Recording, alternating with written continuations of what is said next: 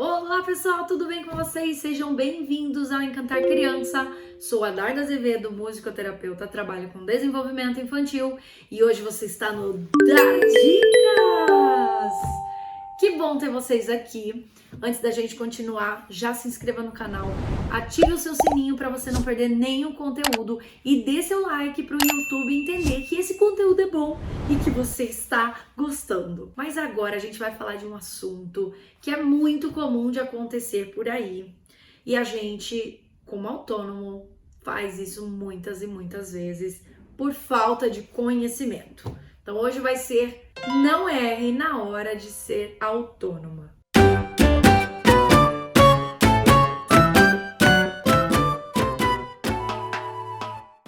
Bom, gente, aqui eu vim falar um pouquinho sobre isso, né? Dar algumas dicas para vocês de como se proteger, né, no fato de ser autônoma. O que você deve saber, o que você deve entender. E muitas vezes a gente não sabe sobre isso, não entende muito bem o que é ser autônomo, cai de paraquedas em alguma instituição que só contrata como autônomo, ou então a gente abre a nossa própria clínica, nosso próprio espaço, às vezes na nossa linha de casa, e você começa a atender como autônomo e você não sabe de algumas questões que podem te prejudicar depois. Então hoje eu vim passar para vocês algumas dicas baseadas nas minhas experiências, tá, gente? Eu não sou especialista nisso, mas eu sei de algumas questões que pode sim te ajudar nesse primeiro passo na vida de autonomia, ok?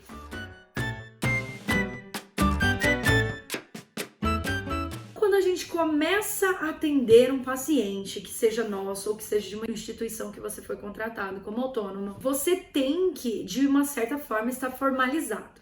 Se você começa só a atender o paciente sem ter nenhum tipo de registro, você é apenas um trabalhador informal. E isso pode causar um prejuízo para você, ainda mais se você movimentar uma grande quantidade de dinheiro.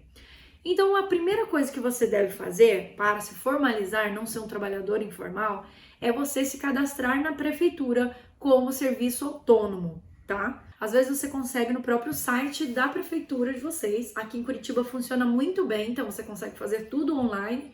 Você se cadastra como profissional autônomo que realiza serviços. Os pacientes que você tiver e você tem que emitir o recibo deles, você vai registrar ali o seu CPF.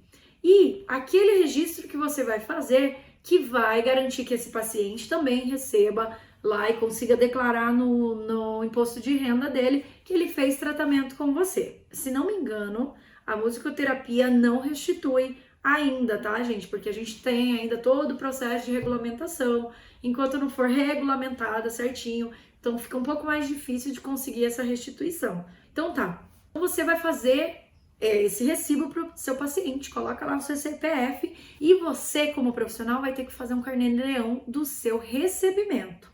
E em cima disso vai gerar um imposto que você tem que pagar mensalmente por causa desse atendimento e esse serviço que você oferece.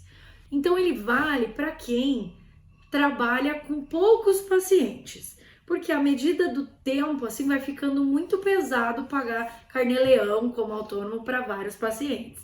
Então aí tem outra opção que seria formar uma empresa. E além desses 27%, muitas vezes você tem que pagar outros impostos que vêm associado com a sua profissão e tal. Eu vou colocar aqui na tela para vocês verem quais são os impostos relacionados ao profissional autônomo.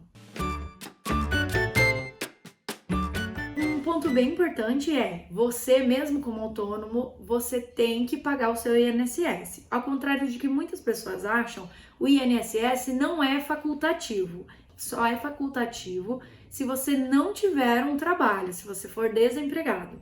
Mas se você é trabalhador, você é autônomo, você tem que obrigatoriamente pagar. Se você não pagar, vai chegar em algum momento que eles vão pegar você lá, que você não está pagando o seu INSS, e você vai ter que pagar tudo aquilo que ficou para trás, os retroativos. Então, tenta ver lá o que é melhor para você, se você paga a faixa mais baixa do INSS, o que cabe mais no seu bolso, mas não deixe de pagar o INSS, que é uma forma de você se proteger, tá bom?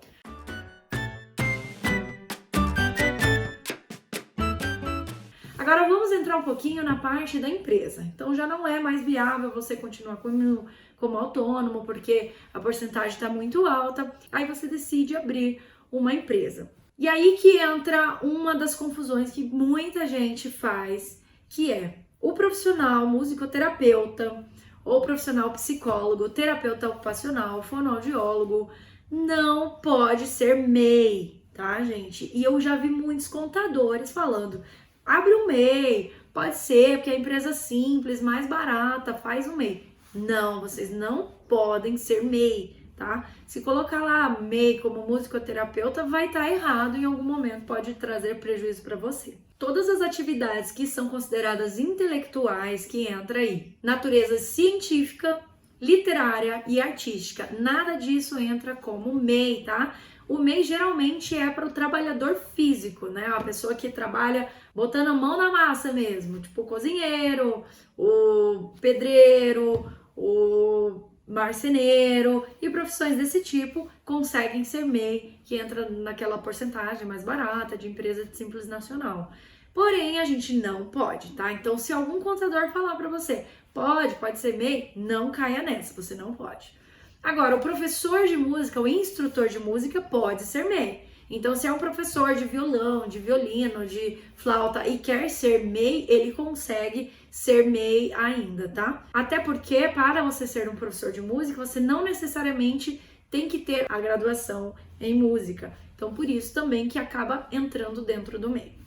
Mas nós, musicoterapeutas, podemos entrar na empresa individual, né? Pode ser a Limitada, a Eireli, várias outras empresas individuais que tem, ou até fazer parceria com sociedade, com outros profissionais. Lembrando que a musicoterapia, ela não tem o nome musicoterapia lá, mas a gente pode se enquadrar dentro da área da saúde, assistência médica e congêneres. E nós vamos ser terapias de qualquer espécie destinada ao tratamento físico, orgânico e mental. Então, quando você emitir a sua nota fiscal do seu paciente, vai entrar como essa questão que eu acabei de falar. Terapia de qualquer espécie destinada ao tratamento físico, orgânico e mental, ok? Então, não vai entrar como musicoterapia. Na descrição da sua nota fiscal, você vai colocar sessões de musicoterapia para o menor fulano de tal, ou para o referido fulano de tal, realizar tal dia, lá você coloca o seu registro também, que você já provavelmente já tem na associação do seu estado. Se você não tem, gente, entra no site da UBAN, já vê lá quais são as associações de musicoterapia de cada estado ou o mais próximo que responde pelo seu estado, ok? Bom, por que seria vantagem você ser PJ? Porque o PJ tem uma porcentagem bem menor.